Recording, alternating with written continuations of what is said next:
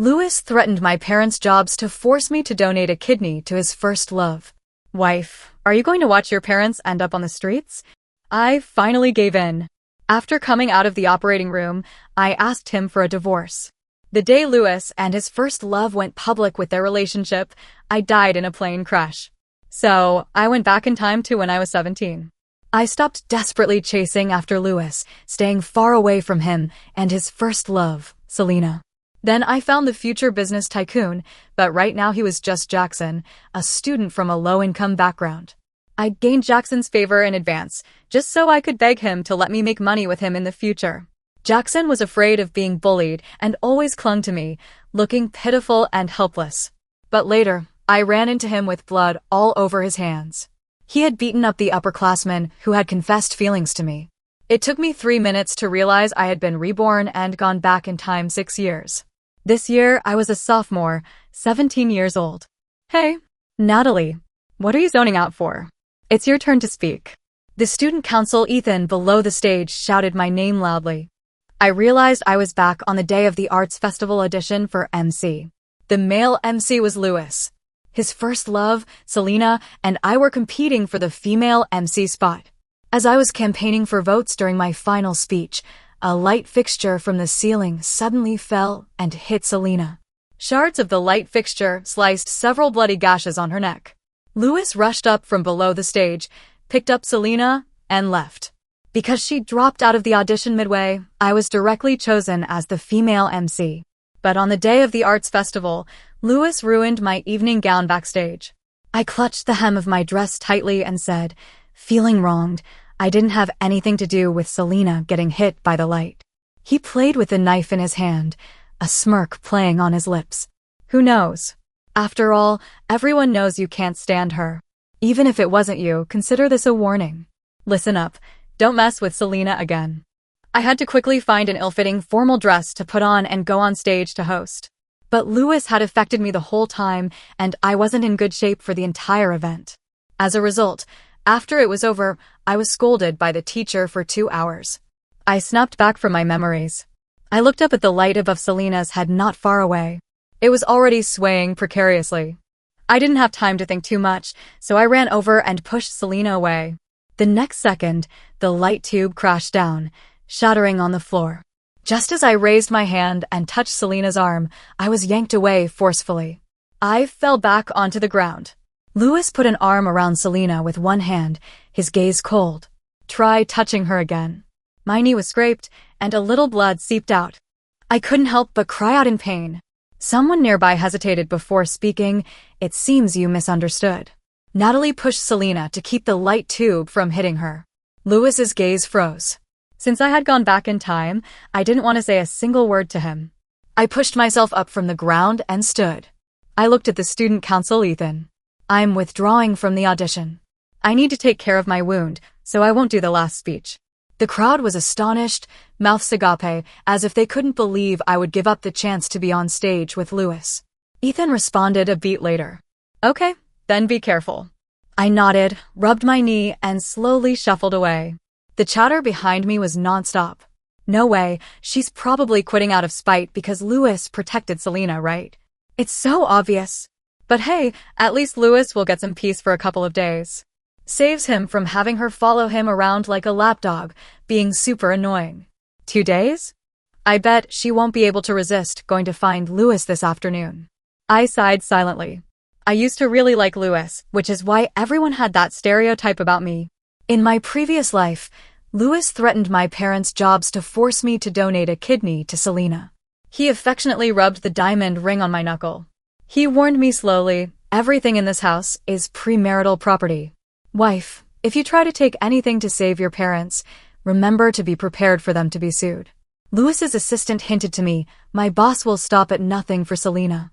If you don't want your parents to be defrauded or hunted, you'd better agree to the kidney donation as soon as possible. This incident has always been my psychological trauma. So, having been reborn, making money was the most important thing on my list.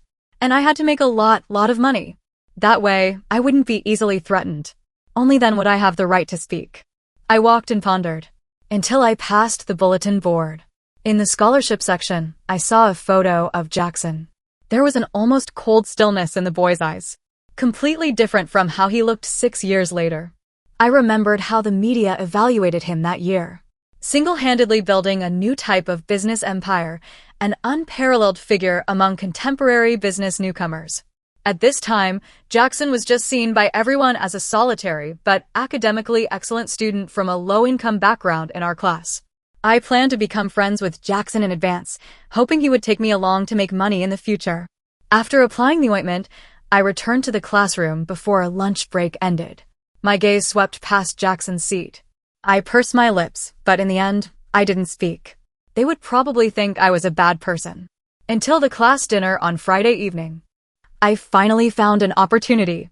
I saw that Jackson was already seated. I casually pulled out the chair next to him and sat down, occasionally glancing at him. I looked over, my gaze questioning. He coldly looked away. Lewis's group of rich kids had always disliked Jackson. They would even deliberately pick fights during dinner. Lewis's friends motioned for everyone to enjoy the dinner. The owner of this place knows me, so he's willing to give everyone this low price we usually don't get. Otherwise, for this place, some people usually wouldn't be able to afford to eat here. He stopped spinning the Lazy Susan. A dish laden with chili peppers stopped in front of Jackson. He said to Jackson with a smile, "Hey, buddy, don't be shy. Eat up." Jackson had stomach problems. Twice during class, his stomach issues flared up and he was sent to the hospital. There's no way he didn't know. It was clearly a deliberate attempt to humiliate Jackson. Jackson didn't touch his chopsticks. Everyone around the table was quiet, not daring to speak. After all, this group of young masters wasn't easy to mess with. But I was someone who had died once, so my mindset was different. I reached out and spun the Lazy Susan, returning the smile to the boy. "Thanks. Then I won't be shy." I took a dish and placed it in front of myself. Without looking up, I picked up Jackson's bowl and filled it with meat. Only when I put it back on the table did I say, pretending to be surprised, "Oops, sorry, I picked up the wrong bowl." Jackson watched me. Under the complex gazes of everyone, I served myself another bowl. Then I looked up and gave the boy from before a small smile. "This is really different from what I get at regular restaurants. You're amazing, being able to get us such a low price." Every word I spoke was cheerful. "Thank you." The boy's ears turned red from the praise. "If you like it, just eat. Ask the server for more when USRE done, I'll pay." Child psychology really works best on rich kids like him. Seeing that Jackson hadn't touched the soup, I started a conversation awkwardly. "You don't like steak? What dish do you want to eat? I can spin it over for you." Jackson didn't answer. His gaze slowly moved from the soup to my face. He examined me and said directly, "What's your goal?" Seeing through my unusual behavior at a glance. With a hint of shame at being exposed, I said sincerely, "My physics is terrible. Could you tutor me? In return, I can bring you breakfast every day." Jackson's smile was very slight, but sufficiently distant and cold. I spoke before he could. "He thinks I definitely have another motive, but it's okay. I'll prove it to you." As someone who was ostracized at school, Jackson received kindness from almost no one. Jackson pressed his lips together tightly, still saying nothing. But a moment later, he drank the bowl of soup. The dinner ended, and I said goodbye to Jackson. I walked home alone, along the tree-lined path. A black car slowly stopped beside me. The back window rolled down, revealing Selena and Lewis. Selena smiled and greeted me. "Natalie, do you need a ride?" I refused. "My place is very close." Her eyes became meaningful. "So close and Jackson isn't giving you a ride? He's really not a good boyfriend. Lewis always has his driver take me home first." Lewis was sitting on the inside. Half his face was in shadow, his expression unclear. I didn't care if she and Lewis were together or not. But spreading rumors about my relationship with Jackson was absolutely unacceptable. Jackson still disliked me now. If rumors spread because of me, he would definitely get angry. I glared at Selena, my voice somewhat cold. "Where did you get the idea that Jackson is my boyfriend? If he's not your boyfriend, why are you helping him?" It was Lewis who spoke next. He got out of the car, slammed the door shut, and walked up to me. His gaze fixed on the corner of my mouth. "He's not your boyfriend and you're talking to him so happily? Do you have any idea how many times you smiled at him tonight?"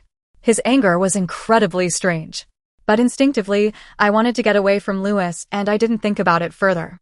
Jackson and I are just regular classmates. I just couldn't stand you guys targeting him tonight. After saying that, I took a step back, went around him, and hurried away. I didn't know how far I had walked. Suddenly, quick footsteps sounded behind me. Almost simultaneously, my arm was grabbed. I turned around and saw it was Lewis. For a moment, I had the illusion of being back in my previous life, locked inside the mansion and forced by him to donate a kidney. I was so scared I cried out. I struggled desperately, let go of me. Lewis pulled me into his arms and gently stroked my back. His tone was gentle, like he was coaxing someone. Okay, don't be scared. It's me, it's Lewis. I desperately tried to push his shoulders, crying out in distress. Let go of me, let go of me. Lewis slowly let go. I immediately backed up several steps until my back was against the wall, only then finding a little sense of safety. He stared at me and said, Natalie, is it me you're afraid of? I raised the back of my hand and wiped away my tears. Please stay away from me from now on. I don't like you anymore and I don't want any connection with you. Natalie. Lewis cut me off. What are you getting all self-important about? Wasn't it always you who was clinging? It seems I should be the one saying that. He casually placed the plastic bag in his hand on the lid of a nearby trash can. Stay away from now on. It wasn't until he walked far away that I walked closer to see what was inside the plastic bag. It was a few boxes of ointment for minor cuts/scrapes. I moved my fingertips, gently touching the scar on my knee, even though it had long since healed. After that day, Lewis completely treated me like I was invisible. I breathed a small sigh of relief. I could focus more on building a good impression with Jackson. He got first place on his exam again. I held the warm bubble tea and put it in his hand, looking at him with both eyes. Jackson, you're really amazing. Always first in the grade, you never drop down. Jackson twirled a pen between his fingers, a half smile on his face. Did I think this flattery would work on him? It didn't. Child psychology really only works on fools like Lewis. I genuinely think you're amazing. Jackson glanced at me lightly, unmoved. So he could take me along to make money later. I wasn't discouraged. I made him a soup to nourish his stomach, put it in a thermos, and brought it to school. When the homeroom teacher praised him during the class meeting, I would be the first to applaud him. Even when he worked part-time at the coffee shop on Saturdays and Sundays, I would go and keep him company. Jackson seemed to get used to it and didn't resist me often following behind him. Inside the coffee shop, another part-time male worker sighed and shook his head. Jackson, such a cute girl is pursuing you, and you still won't say yes? Jackson lowered his eyes, picking up ice cubes with tongs for a cup, as if he hadn't heard. I froze. I looked up and explained to the guy, I'm not pursuing Jackson. We're just friends.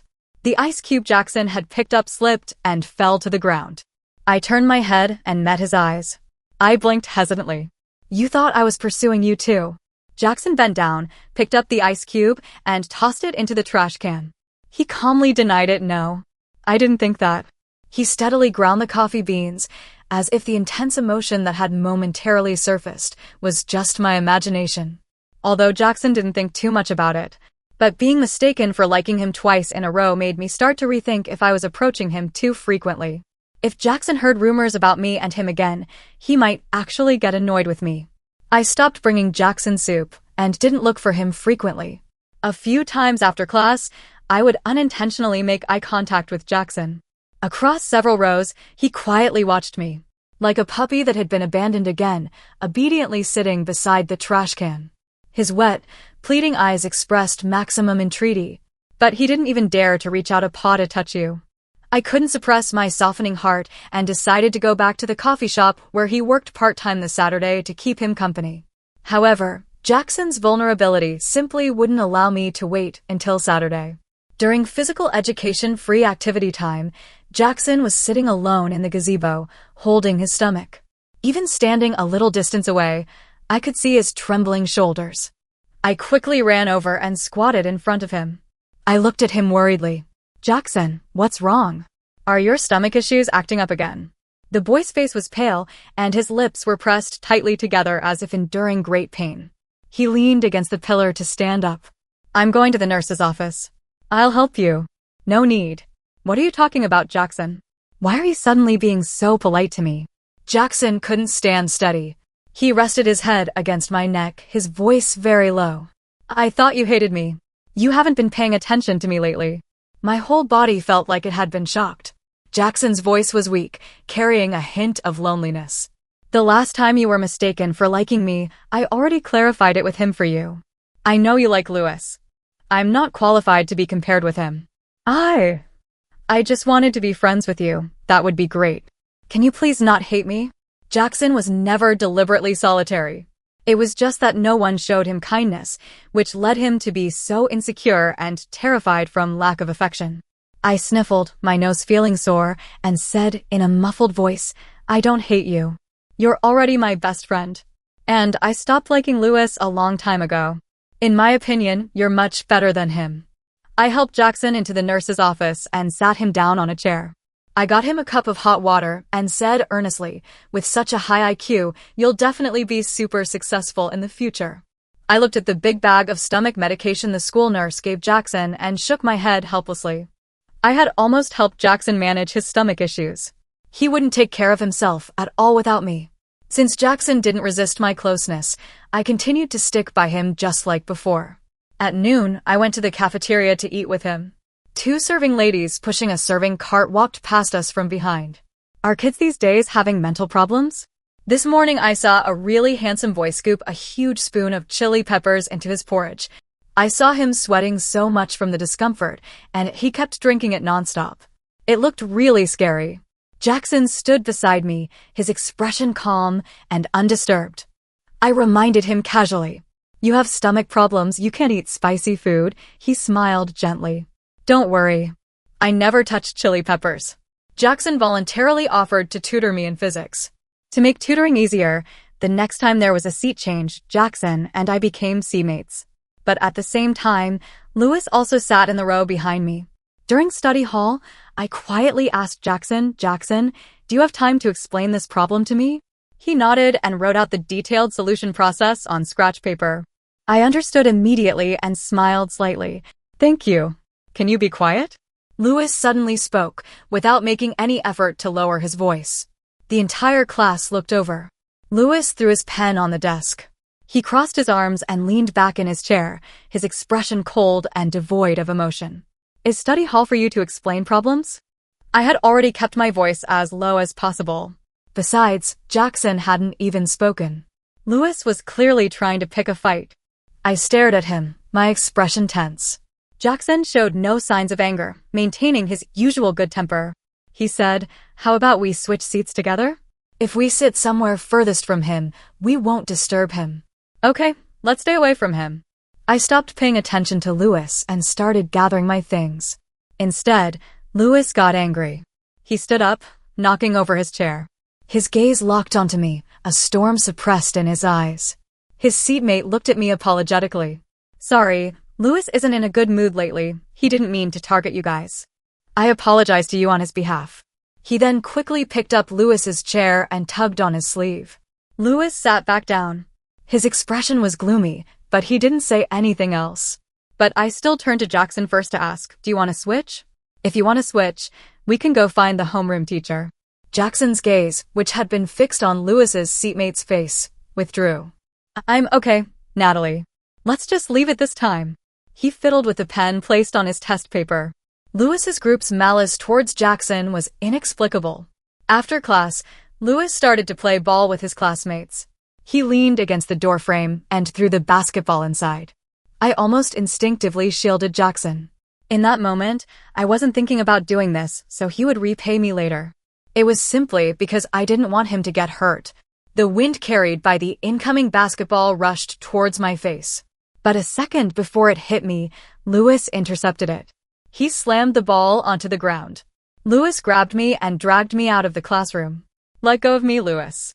At the end of the hallway, he flung my hand away.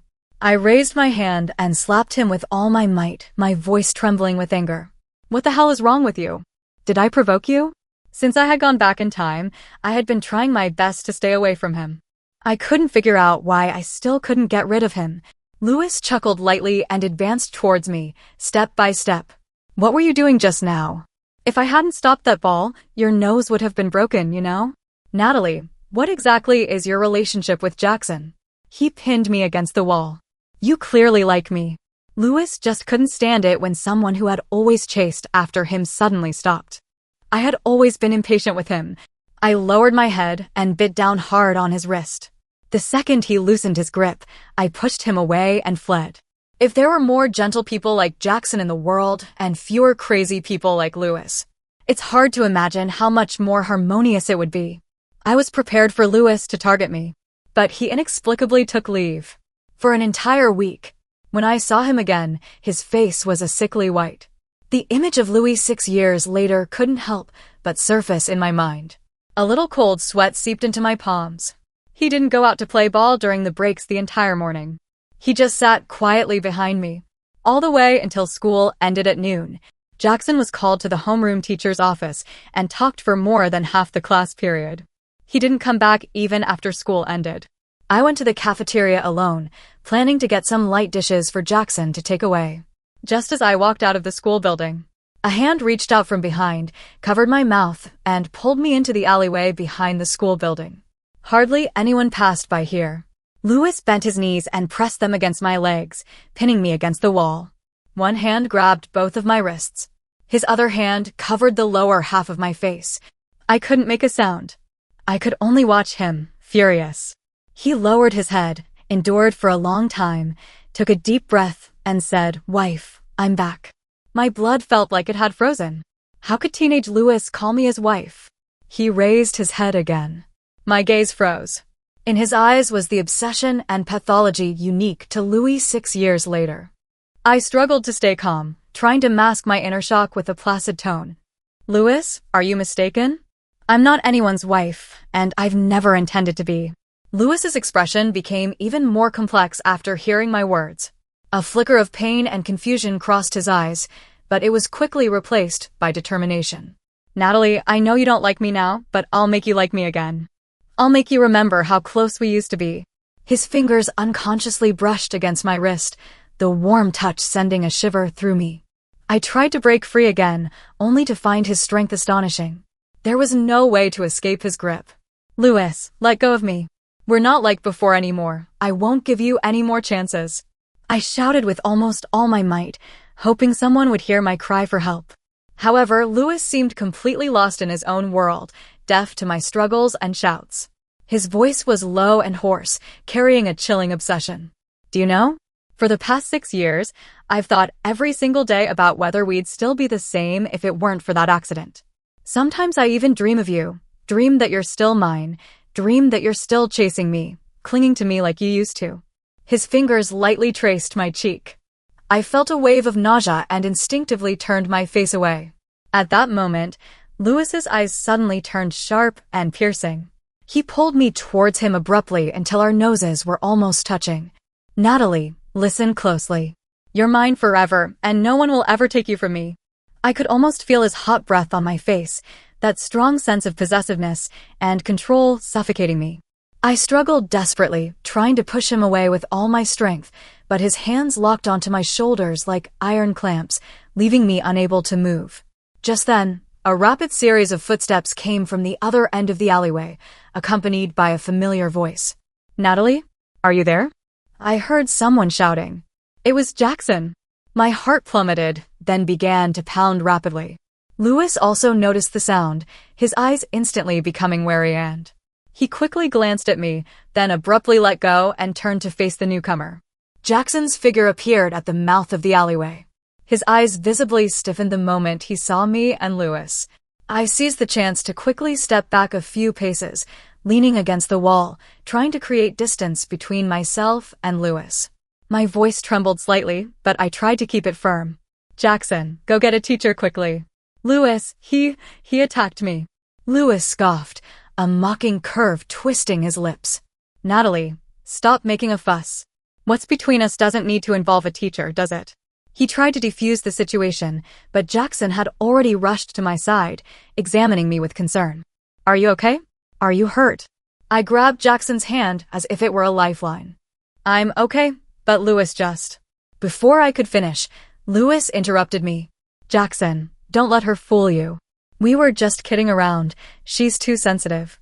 Jackson looked up at Lewis, his eyes showing a hint of scrutiny, but he didn't immediately react. I felt desperate, knowing I couldn't let Lewis continue to distort the truth. Jackson, look at my wrist. Lewis just grabbed me so hard. Jackson finally noticed the red marks left on my wrist by Lewis's grip. His expression instantly turned serious. He turned to Lewis, his voice tinged with accusation. Lewis, what exactly is going on? Lewis clearly hadn't expected Jackson to take my side. A flicker of panic crossed his eyes, but he quickly regained his composure. It's nothing, just a girl being overly sensitive. Lewis just pulled Natalie, but he didn't mean to hurt her. Right? His words were clearly an attempt to downplay the severity of the situation, but I could tell Jackson didn't believe him. Jackson's gaze flicked back and forth between us, finally resting on my face.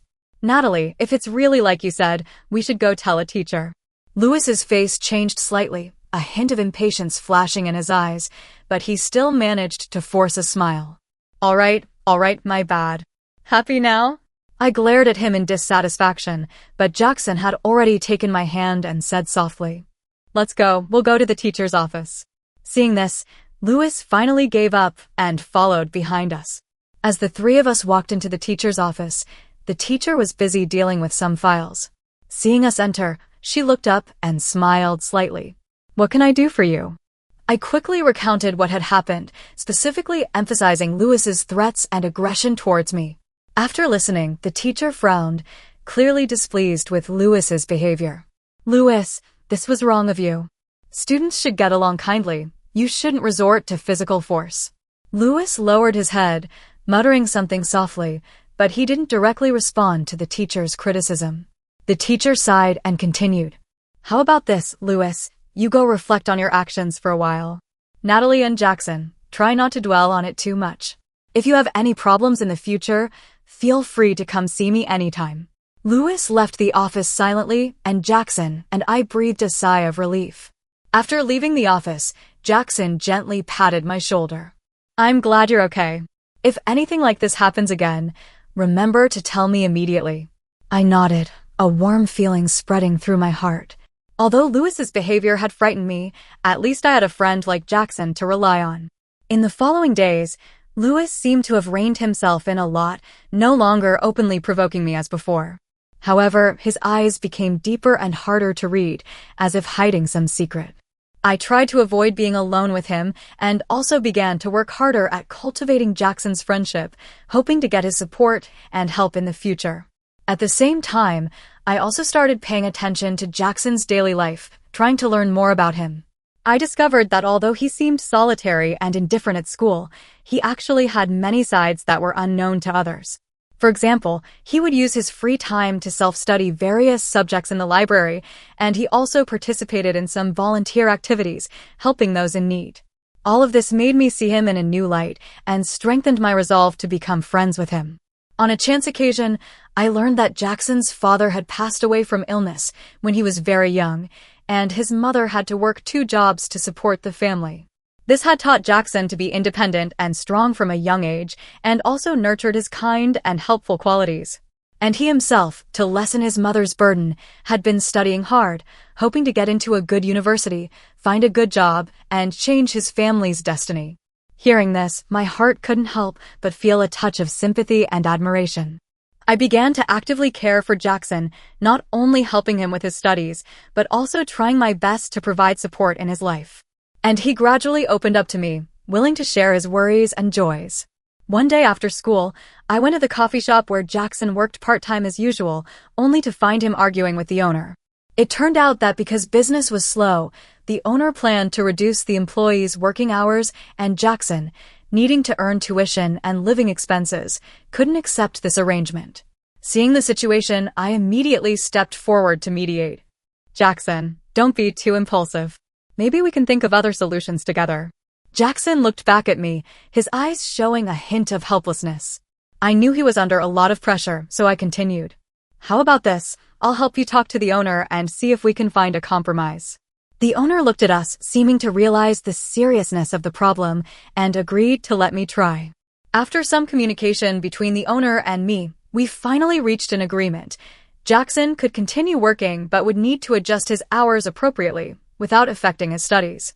The owner also promised to give him some extra pay during busy periods. After hearing this, a look of gratitude flashed in Jackson's eyes, and he nodded at me. I knew that this experience had brought us closer. As time passed, the friendship between Jackson and me grew deeper. We often studied together, participated in activities together, and even went for walks and chats in the park on weekends. And I continued to work hard, hoping to become his capable assistant in the future and achieve success in the business field with him. However, Lewis's presence always hung over me like a dark cloud.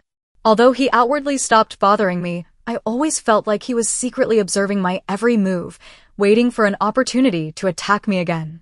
And I was constantly vigilant, determined not to give him a chance to ruin my current happy life.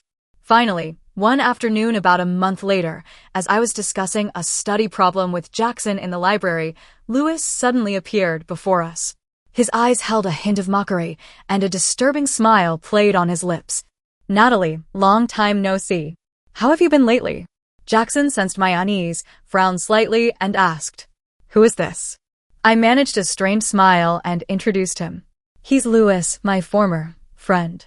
After hearing my introduction, a hint of dissatisfaction flashed in Lewis's eyes, but he quickly resumed his playful demeanor. Friend? Haha, Natalie, you're too modest. Our relationship was more than just friends, you know. My heart clenched, realizing Lewis might be about to start his provocations again. I quickly interrupted him. Lewis, we're busy right now. If you don't need anything, please leave. Lewis acted as if he hadn't heard me, turning his gaze to Jackson. You must be Jackson, right? Natalie talks about you often in front of me. Jackson paused slightly, clearly not expecting Lewis to suddenly speak to him. But he quickly regained his composure and responded politely. Yes, I'm Jackson. Can I help you with something? Lewis showed a mysterious smile and deliberately lowered his voice. Nothing much, just thought you two seemed like a good match. But I should warn you first, Natalie isn't very reliable, you know. Who knows, maybe someday. Before he could finish, I couldn't help but angrily interrupt him. Lewis, that's enough. Stop talking nonsense here. Instead of backing down, Lewis laughed even more wildly. Oh, did I hit a nerve? Is that why you're so angry? Haha, interesting. Jackson tried to ease the tension. He said softly to me, Natalie, don't be upset. Let's just ignore him. With that, he pulled me and we left the library. On the way back to the classroom, I said sadly, Jackson, I'm sorry for letting him misunderstand you like that. Jackson shook his head and comforted me. It's okay. I figured out what kind of person Lewis is. As long as you're clear in your heart, that's all that matters. I looked at him gratefully, secretly vowing to make Lewis completely give up and stop bothering our lives. However, things didn't end there. The next day, rumors about me and Jackson suddenly started spreading around the school, saying that our relationship was ambiguous, and some even said that I was seducing him. These rumors came out of nowhere, but quickly spread among the students, and even the teachers took notice. The homeroom teacher specifically called out this irresponsible behavior during the class meeting, emphasizing the importance of maintaining pure friendships between classmates. I sat in my seat, feeling incredibly wronged and angry. I knew these rumors were likely deliberately spread by Lewis to ruin my relationship with Jackson. To clarify the facts, I decided to confront Lewis. After school, I stopped Lewis as he was about to leave the classroom. Lewis, why did you do this? Why did you spread those rumors? Lewis turned around, a cold smile on his face. Me? I don't know what you're talking about. Aren't these things true? His eyes were full of provocation, making it almost impossible for me to control my emotions. I took a deep breath, trying to calm myself down. Lewis, stop pretending. You know perfectly well that I'm not that kind of person. Doing this will only make everyone look down on you. Lewis suddenly moved closer to me, and I instinctively took a step back. His voice was low and dangerous.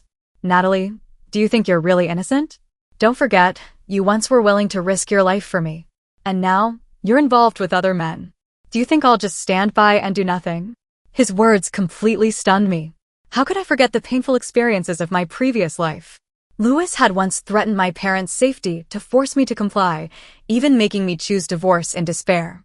And now he seemed to be repeating the same pattern. I glared at him angrily. Louis, are you crazy? Do you think you can still control me like before? I'm not the Natalie you could manipulate anymore. Listen to me clearly. Never appear before me again, or I won't go easy on you. With that, I turned and left, not giving him a chance to respond. In the following days, the school gossip seemed to have calmed down somewhat, but my relationship with Jackson was affected by it. Although he didn't directly ask me about the rumors, I could feel that he was a bit distant. This made me very sad, and I started reflecting on whether I had done something wrong to make Jackson misunderstand me. To mend our friendship, I decided to take action. I found Jackson and sincerely apologized to him, explaining the whole situation from beginning to end. I told him that I did have some past entanglement with Louis, but I had completely let go of it now and only wanted to maintain a pure friendship with him. Jackson listened, remained silent for a moment, and then said softly, Natalie, I believe you. However, I also hope we can be honest with each other and not hide anything anymore. I nodded in agreement, a weight lifted from my chest. After this upheaval, our relationship actually became stronger, and the trust between us deepened. Meanwhile, I didn't let down my guard against Louis. I noticed that he seemed to be tracking me secretly lately, and a few times I almost ran into him head-on. This made me very uneasy. I knew Louis wouldn't let me go easily. He would definitely find other ways to bother me. Sure enough, one weekend, as I was walking home alone, Louis suddenly got out of a black car and blocked my path. Natalie, we meet again. A playful smile curved his lips, but his eyes were chillingly cold. I instinctively took a step back, a premonition of something bad washing over me. Louis, what do you want? Louis slowly walked towards me, each step seeming to deliberately corner me. Nothing. Just want to have a good talk with you. Things between us always need a resolution, don't they? A hint of cruelty flashed in his eyes. I suddenly realized that this time, he might actually be planning to do something drastic. I turned and ran, but Louis was clearly much faster than me. He quickly caught up and dragged me into the nearby alleyway. Did you think you could get away? His voice echoed in the narrow space, carrying a suffocating pressure. He pinned me against the wall, leaving me unable to move. His fingers tightly clamped my chin, forcing me to meet his eyes. Natalie, look into my eyes. Do you know? I've been waiting for you to change your mind, but you've refused me time and time again. Now I've had enough. His breath hit my face, carrying a sickening smell of alcohol. I felt dizzy, almost unable to support myself. Just then, rapid footsteps came from the mouth of the alleyway. Louis looked up, alerted, a flash of panic in his eyes. He quickly released me and turned to look towards the source of the sound. Natalie, are you in here? It was Jackson's voice. He was clearly looking for me. Louis's face instantly turned ashen. He glared at me viciously, then quickly turned and left the alleyway. I collapsed onto the ground, gasping for breath, feeling a surge of fear after the event. Jackson quickly ran into the alleyway. Seeing me sitting on the ground, he immediately rushed over and helped me up. Natalie, are you okay? I saw Louis's car parked here just now and had a feeling something might happen. I tightly gripped his arm, my voice trembling. Jackson, Louis he almost. Jackson interrupted me, his eyes showing an unprecedented anger. Don't say anything else. We need to get out of here quickly. Louis is too dangerous. You must be careful from now on. I nodded and followed him out of the alleyway. After returning to a safe place, I finally felt a sense of relief. But I knew that this was far from over. Louis's shadow still loomed over me. I didn't know what other crazy things he would do next. But I also knew that I couldn't back down anymore. To protect myself and those around me, I had to find a way to get rid of him completely. In the following days, I started working harder to gather leverage against Louis, hoping to find an opportunity to completely defeat him. I secretly observed his actions, recorded every word he said, and even risked contacting his associates, trying to find some useful clues from them. Meanwhile, Jackson was silently supporting me. He not only gave me strength mentally but also helped me with practical actions. We began to work together to devise a plan, preparing to launch a counterattack against Louis at the right time.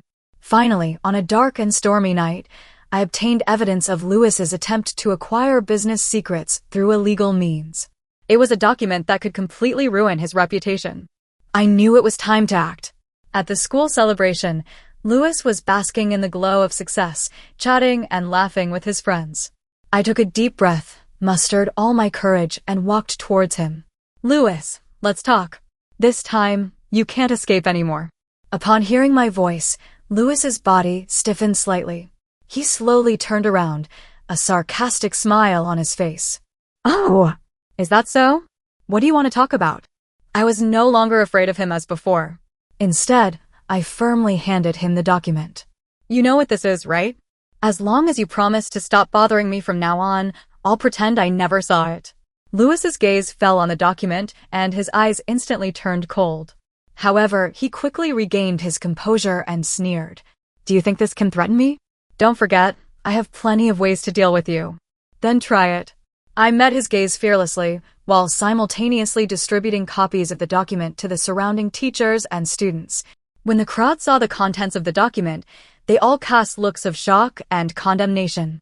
Louis's face instantly turned pale. He realized he was cornered. Just at this critical moment, Jackson came over with several teachers. He righteously said to Louis, "Louis, we've all seen your actions. Now, the school will handle this matter seriously. We hope you will take responsibility for your behavior." Louis finally broke down. He collapsed onto the ground, his eyes filled with despair. Natalie, why? I looked at him coldly, without a trace of pity in my heart. Louis, for the past 6 years, you used my pain to satisfy your desires. Now, it's your turn to bear the pain. As the school's investigation into Louis began, all his misdeeds were exposed to the public. His family also suffered a huge blow as a result. His parents were utterly disappointed in him and ultimately chose to sever ties with him. And I, after going through all of this, finally found a long-lost peace. My relationship with Jackson also grew closer. We began to plan our future together, working towards our dreams. At the graduation ceremony, I gave a speech as the representative of the outstanding graduates. I thanked everyone who had supported and helped me, especially Jackson. I knew that without his companionship and support, I wouldn't have achieved what I did today.